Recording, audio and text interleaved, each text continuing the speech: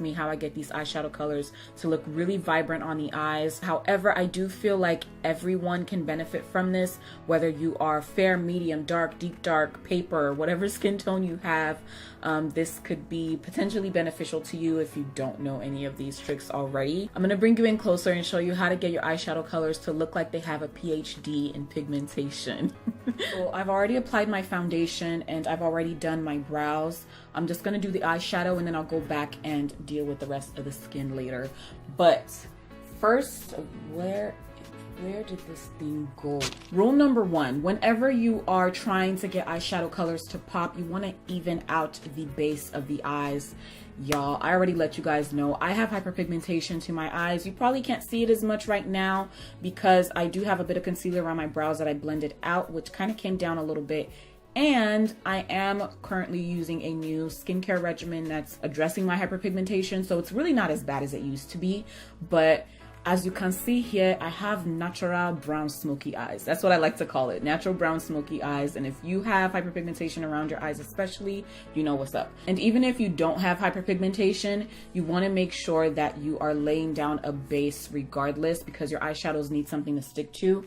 Now, some people like to use eyeshadow primers, some people like to use concealer.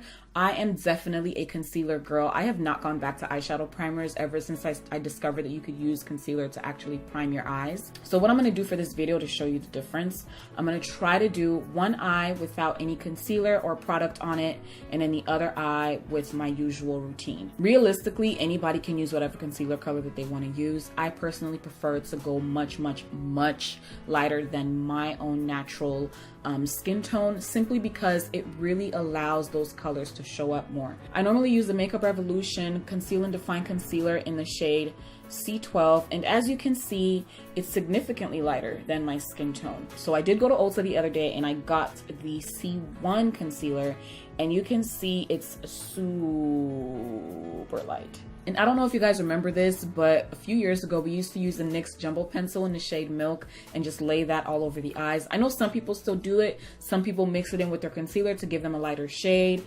but like, this is the biggest step in trying to make your eyeshadow colors pop. You need to lay down a color that is light enough for those eyeshadows to show up. In this video, I'm going to be using C1 because I was planning on getting a concealer that was much lighter anyway. I actually wanted to get just a pure white, but I didn't see the Makeup Revolution color in pure white at Ulta. I know they were supposed to be coming out with more colors. You want to make sure you're using a concealer that dries down a bit. The reason I say that is because I normally used to use the LA Girl Pro Concealer on my eyes, and I go in and set it with a setting powder and then apply my eyeshadows. But that technique does not give you as much pigmentation as the technique I'm about to show you. And because my skin color is significantly darker than this shade, it's going to look as if I have on a pure white. Patting this on, and you really don't want to add too much. I've not set my foundation yet, so she's a little bit cracky. And the reason I'm kind of stamping instead of swiping is that stamping will make sure that the product is embedding itself into the skin, and swiping, you risk taking off some product and getting those brush streaks that you don't really want. Teachable kind of video today. So it's really important to use a concealer that dries down a bit more than others. If you use a concealer that's really wet, or if you add too much of the concealer, your eyeshadows are not going to stick and you're just going to have a huge mess everywhere. Some people even like to go on the lower lash line if they know they're going to be adding a lot of color there as well. If you know me, you know that the palette I'm about to use is no surprise to my channel. It's the Morphe 35 Bay. I'm using this palette too because I want to show you that you don't need a super expensive eyeshadow palette to create vibrant looks. You can get a higher level of pigmentation from any eyeshadow palette that you use, regardless of how cheap it is. Now, to a certain extent, let's put it that way. So I'm gonna go into this vibrant pink right here, and I'm gonna apply it to the non-primed eye. You see how I'm barely getting anything? So I'm gonna attempt to build up the color on this eye just to show you what it's all about. So this is a pink, and as you can see, because we don't have an even base on the eye, it looks like things are just kind of all over the place. It's looking a little bit splotchy as well. I'm gonna try to incorporate some of the colors from my taking makeup advice from mean comments video that I did, because apparently a lot of you really like the color combination in that. So taking this blue here, pat it on, and as you can see, you know, the pigment is trying, it's trying. Did I use this purple? And you guys will see the reason why I'm laying down all the colors on this eye first without going back and forth in between. And I'm really trying to build up this purple, but you know, she's struggling a little bit. But you can definitely still see the color on this eye, but it's really not as vibrant as it potentially could be. You see the creasing on this eye? It's really bad. So I'm blending out my crease, and I'm gonna take my pink from earlier. So after I've stamped, I'm gonna go back in and blend. And I find that for this, short circular motions are a lot better than just swiping. So do you see the difference between this side and this side? Just looking at the pink alone, it's a huge difference. And I'm not too concerned about the pink looking all over the place because I am going to be covering a majority of that with color anyway. The reason I wanted to make sure this area was covered with some type of product is because it creases. Take my blue color and we're gonna stamp on the color. Just look at the difference between the two blues. But for this, you could essentially put the blue on first and then go in with the pink, but I personally don't like to work that way. The more you go back in and add more color and really pack it on, the more pigmented that color is going to look. This blue here is suffering, and this one looks like they got a full ride scholarship to Stanford. We are looking very, very pigmented. One thing to consider if you're laying down an eyeshadow on top of another eyeshadow, it's not going to look as pigmented as it would if you were laying down that eyeshadow bare on your concealer. So I'm gonna blend the purple into the blue, give me a nice gradient. I kind of want to smoke out this purple and blue a little bit. And then if you go back in and really pack on that pink, you can see that it also continues to give you more pigment. Care for me, say you'll be there for me, there for me, there for me. Said you will live for me, cry for me, die for me. I'm not really caring about the edges with this look, to be honest, but we want it to look a little bit polished, just a smidge. And I'm gonna add more to the left side as well, just so you guys don't feel like I'm neglecting it. But you see how this is definitely showing more true to color compared to this side. But also remember, I do have a little bit of concealer on this eye because I did blend out the underbrow area, which brought some concealer down to the eyes. Another thing that really, really, really amps up your entire eye look is to add a color to the waterline. It can be white, it can be a light brown, it can be blue, whatever color that you feel fits with the look. It really, really makes a huge difference in getting your eyes to pop a lot more. For today's look, I'm going to be using this blue from Ruby Kisses. Let me go ahead and apply my under eye concealer. That's another thing that makes a huge difference. Adding that under eye concealer, especially if you have hyperpigmentation underneath the eyes, or even you're a bag lady like I am, it really makes your eyes look like they protrude more by making the under eye area look like it's receding. So in order to show you guys the huge difference it can make when you add colors to the waterline and the lower lash line, I'm gonna take that same purple from earlier and stamp it onto the lower lash line.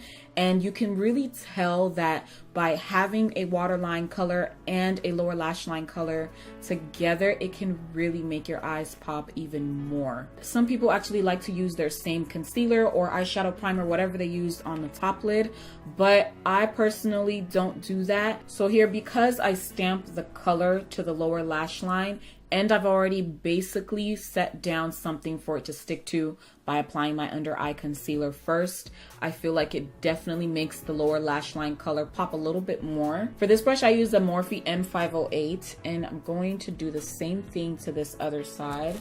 So here you can really see the difference between the two eyes. It's kind of is something. But because I wanted to use those colors that I used for the Taking Makeup Advice from Mean Comments video, I'm going to use that same color that I used in that video. It's the Suva Beauty Individual Eyeshadow in the shade Tropic. So I'm going to take some of it onto a pencil brush. This is my Sigma E30 pencil brush, and I do have a code with Sigma, just so you know. It's Yuki, Y-U-K-I, at checkout if you want to get 10% off, just saying. So I'm going to use it dry on the inner corner here. And you see how we're barely getting anywhere. Keep stamping it on. Meh. Many of you probably know this trick, but you want to use your eyeshadow wet, especially for shimmer colors. I actually used to use water for this, but you can also use a setting spray. So I'm going to use the MAC Fix Plus, spray some of that onto my brush. And now I'm gonna go in with the same eyeshadow. Okay, so look at the difference between this and this. Add more color. Many attempts on this side and not as many attempts on this side by just wetting the brush. And another thing we can do to make this eye really pop is to actually add some of that pink to the lower lash line and really bring it down and make it very, very smoky and colorful. And just lightly apply it down here. And this will kind of erase some of the purple, so we will have to go back in and add a little bit more. Take a clean blending brush and blend out the edges here. I usually don't do super duper smoked out looks like this, but for the purposes of the video. So here we have it, eye 1 and eye 2. Normally I don't take my lower lash colors down this far, but I just wanted to show you guys a really dramatic version of the situation here. Looking at each color individually, you can tell that there's a huge difference in how each color translates, in how each color kind of blends into the other, and just how pretty they look. This is all stuff that you can use with any color eyeshadow. It can be brown, it can be gold, it can be black, whatever. This is very editorial, very dramatic. Your freaking nudes could never, okay? So hopefully this video showed you some do's and don'ts in how to get your eyeshadows to pop more and definitely be more vibrant. Now that you watched the video, I hope that you learned something new, and I hope that you do subscribe and hit the bell to get all notifications so you don't miss any of my uploads. Be sure to also follow me on social media. I'm on Instagram and Twitter at Yuki_, and turn on post notifications for Instagram as well, because Instagram's algorithm, it's a mess. Yeah, here you have it. Once again, thank you so much for watching, and I hope to see you in the next one, Lord willing. Stay blessed. Bye.